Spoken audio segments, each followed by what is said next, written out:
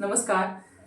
मराठी भाषा विश्व या माझ्या यूट्यूब चॅनलमध्ये तुम्हा सर्वांचं पुन्हा स्वागत. आज आपण इयत्ता 9वी अक्षर भारती याची जी कविता आपण पाहिली होती मागे, संतवाणी, त्या संतवाणीचा आपण स्वाध्याय बघणार आहोत.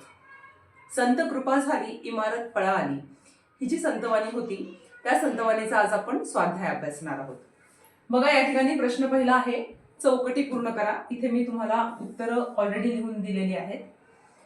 चौकटी पूर्ण करामध्ये पहिला आकडा होता, वारकरी संप्रदाय रूपी इमारत उभे करणारे साहित्यिक रूपी संत. यामध्ये कळस चढवणारे कोण? तर संत तुकाराम. पाया रचणारे कोण? तर संत ज्ञानेश्वर. भिंती उभारणारे कोण? संत नामदेव.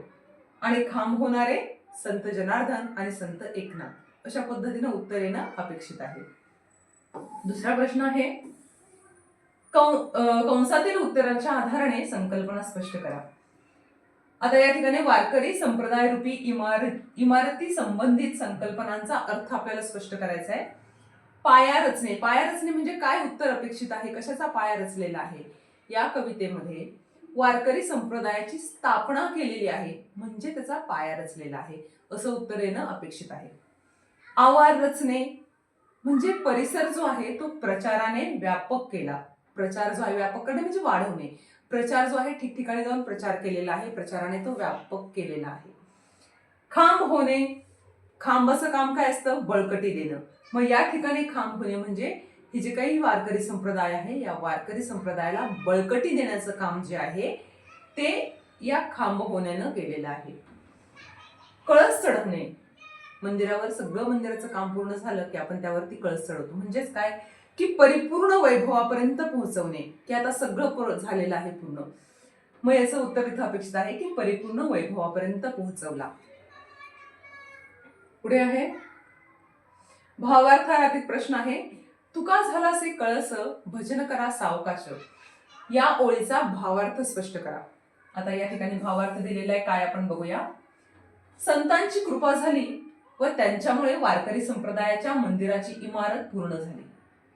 या वारकरी संप्रदाय रूपी इमारतीवर संत तुकारामांनी आपल्या अलौकिक भक्तीचा कळस चढवून खऱ्या अर्थाने वारकरी संप्रदाय रूपी इमारतीला परिपूर्णता प्राप्त करून दिलेली आहे.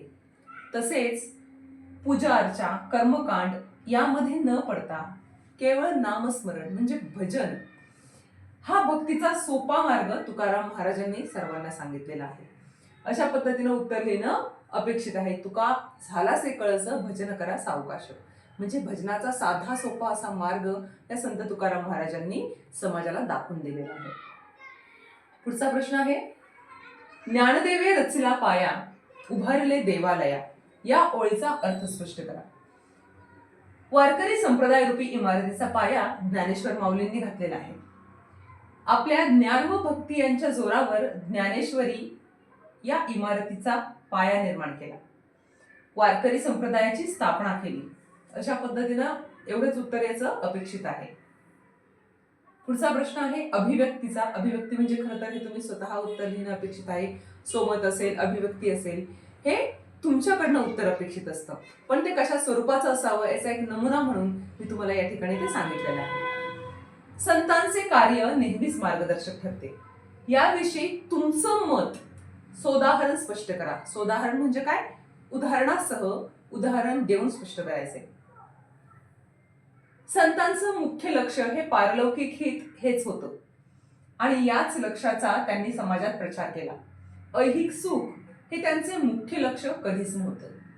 संतांनी नेहमीच दया, क्षमा, शांती यांची शिकवण समाजाला दिली. मुक्या प्राणी मात्रांवर प्रेम करा असा मोलाचा संदेश संतांनी समाजाला दिला. संत एकनाथांनी चंद्रभागेच्या त्या कडक उन्हाच्या वाळवंटात तहानेने तडफत असलेल्या गाढवाला पाणी पाजलं.